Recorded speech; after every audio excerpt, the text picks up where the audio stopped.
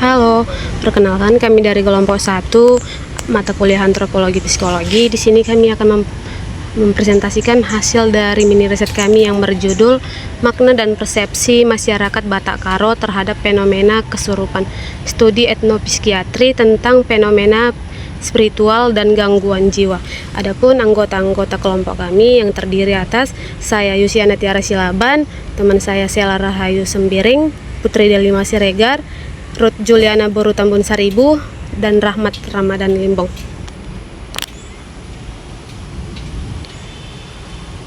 Adapun latar belakang yang melatari penelitian kami ini yaitu fenomena kesurupan merupakan salah satu gejala psikologis yang masih menjadi perdebatan di kalangan ilmuwan dan praktisi kesehatan jiwa di Indonesia. Fenomena kesurupan seringkali dipandang sebagai pengalaman spiritual atau keagamaan yang melibatkan pengaruh kekuatan supranatural. Masyarakat Batak Karo memiliki sistem kepercayaan yang akan nilai-nilai spiritual dan mistis. Dalam kosmologi Batak Karo, dikenal adanya 3 dunia: dunia atas atau Banua Ginjang yang ditempati oleh dewa-dewa, dunia tengah atau Banua Tengah yang ditempati oleh manusia, dan dunia bawah atau Banua Teru yang ditempati oleh Roro atau Prince 2012. Di sisi lain, perkembangan ilmu psikiatri modern telah mengkategorikan kesurupan sebagai salah satu bentuk gangguan disosiasi identitas atau gangguan transdisosiasi yang tercantum dalam klasifikasi gangguan jiwa.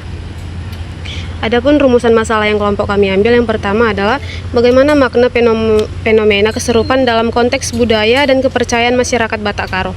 Yang kedua, bagaimana persepsi masyarakat Batak Karo terhadap hubungan antara fenomena kesurupan dengan gangguan jiwa. Yang ketiga, bagaimana strategi dan mekanisme penanganan fenomena kesurupan yang dikembangkan oleh masyarakat Batak Karo berdasarkan sistem pengetahuan lokal mereka.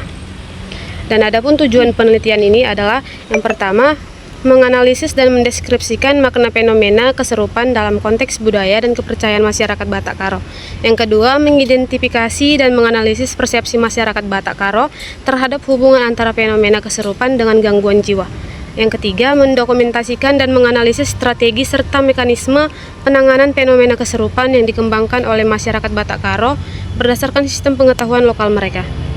Selanjutnya, untuk jenis penelitian akan diselanjutkan oleh teman saya, Sela Rahayu Sembiring.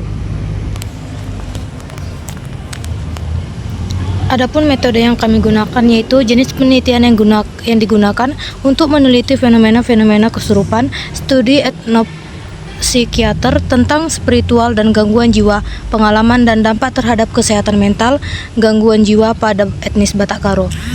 Lokasi penelitian ini terletak di Perumahan Geraha Tanjung Anom, Kecamatan Medan, Kota Medan, Sumatera Utara. Untuk mendapatkan data yang menyeluruh, mendalam, dan integratif, penulis menggunakan 3 teknik pengumpulan utama, yaitu observasi, wawancara, dan dokumentasi. Selanjutnya, adapun hasil dan pembahasan yang akan dijelaskan kepada teman saya, Putri Siregar. Kita masuk ke dalam hasil dan pembahasan. Yang pertama itu ada makna fenomena kesurupan dalam konteks budaya dan kepercayaan etnik Batak Karo. Berdasarkan hasil wawancara masyarakat etnik Karo memaknai fenomena kesurupan sebagai suatu peristiwa spiritual yang dapat bersifat positif maupun negatif. Kesurupan yang dianggap baik dipercaya berasal dari roh leluhur yang suci dan bertujuan untuk menyampaikan pesan atau membantu manusia. Dalam hal ini, roh leluhur biasanya akan masuk ke dalam manusia dan meminta apa yang diinginkan atau yang hendak disampaikannya, seperti pesan baik maupun nasihat. Biasanya jika roh ingin meminta sesuatu dapat berupa sirih atau belo, rokok, dan jeruk purut.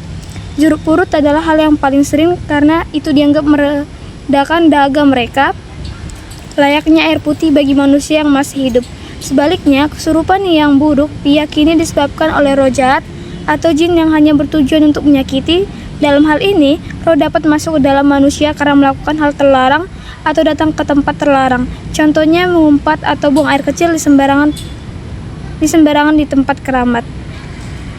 Fenomena kesurupan dalam masyarakat etnik Karo juga dapat dijelaskan melalui teori kultur bound syndrome atau CBS. Kultur bound syndrome merupakan konsep dalam antropologi medis dan psikiatri yang merujuk pada gangguan atau gejala psikologis tertentu yang hanya muncul dan dipahami dalam konteks budaya tertentu.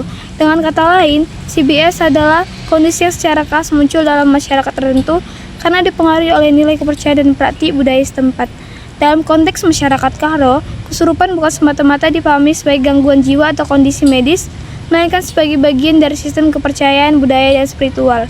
Kesurupan dipercaya sebagai manifestasi dari kehadiran roh leluhur atau makhluk halus yang masuk ke dalam tubuh seseorang, dan makna serta respon terhadap peristiwa tersebut sangat dipengaruhi oleh kerangka budaya Karo.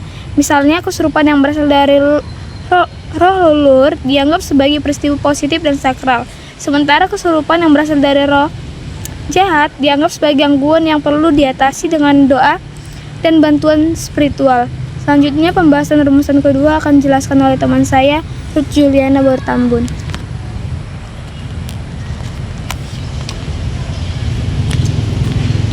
Terkait dengan pembahasan kedua mengenai persepsi masyarakat Batak Karo terhadap hubungan antara fenomena kesurupan dengan gangguan jiwa, yaitu melalui wawancara yang tim lakukan dengan beberapa informan, masyarakat Batak Karo memiliki persepsi yang jelas dalam membedakan antara fenomena kesurupan dengan gangguan jiwa.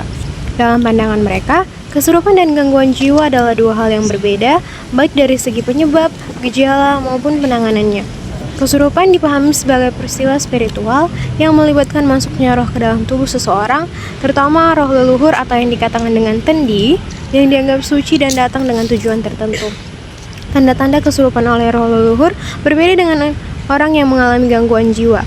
Roh leluhur tidak berbicara sembarangan, melainkan dengan penuh hormat dan sopan, bahkan memberi salam terlebih dahulu sebagai bentuk penghormatan.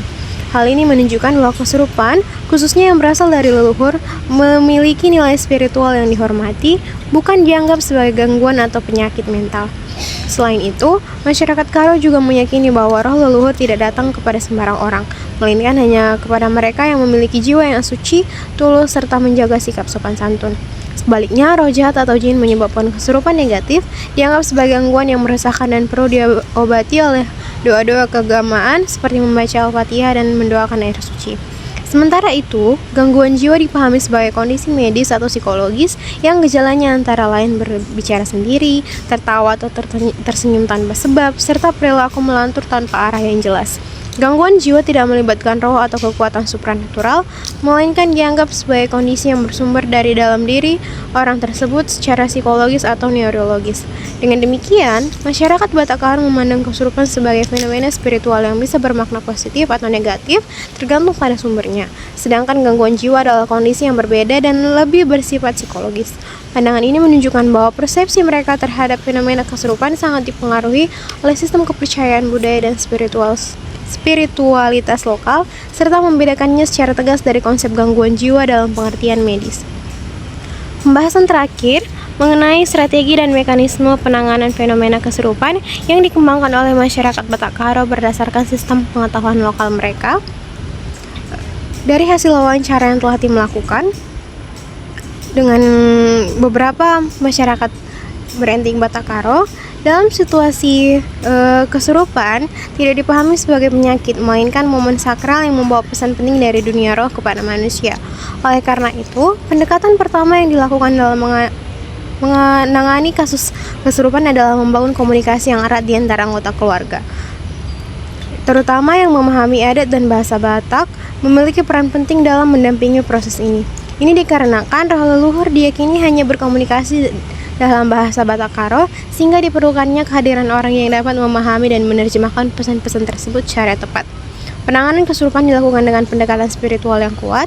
Masyarakat Karo percaya bahwa roh-roh suci tidak datang sembarangan, melainkan memilih orang-orang yang dianggap memiliki jiwa bersih, tulus, serta menjaga sopan santun.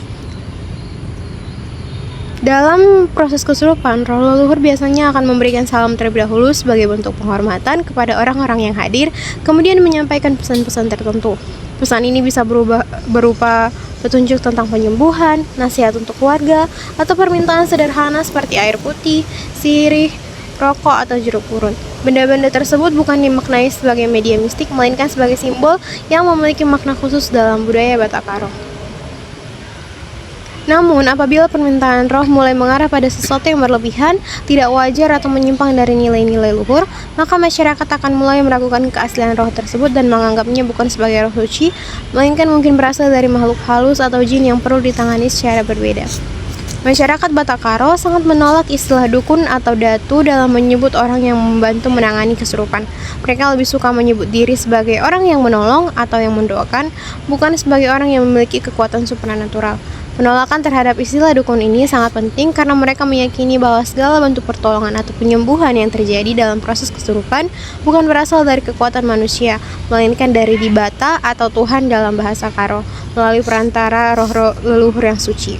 Orang yang menjadi perantara hanya bertugas sebagai penyampai atau fasilitator yang tulus hati mendoakan dan bertugas sebagai membantu orang yang kesurupan tanpa merasa memiliki kekuasaan pribadi. Dalam konteks ini, doa menjadi elemen yang sangat penting baik dalam tradisi Kristen maupun Islam. Selanjutnya, bagian kesimpulan akan disampaikan oleh Rahmat Ramadan Limbong.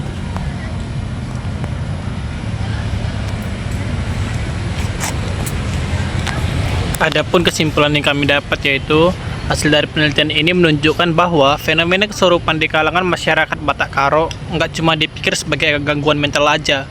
Lebih dari itu, ini sebenarnya bagian dari kepercayaan spiritual yang punya makna budaya yang dalam.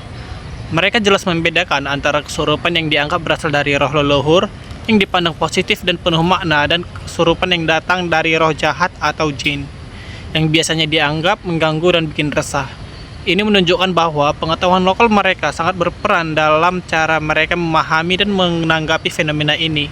Kesurupan nggak cuma dimaknai sebagai masalah medis, tapi lebih sebagai bentuk komunikasi antara manusia dan dunia spiritual yang harus dihormati dan ditandatangani dengan cara sesuai adat dan nilai budaya mereka.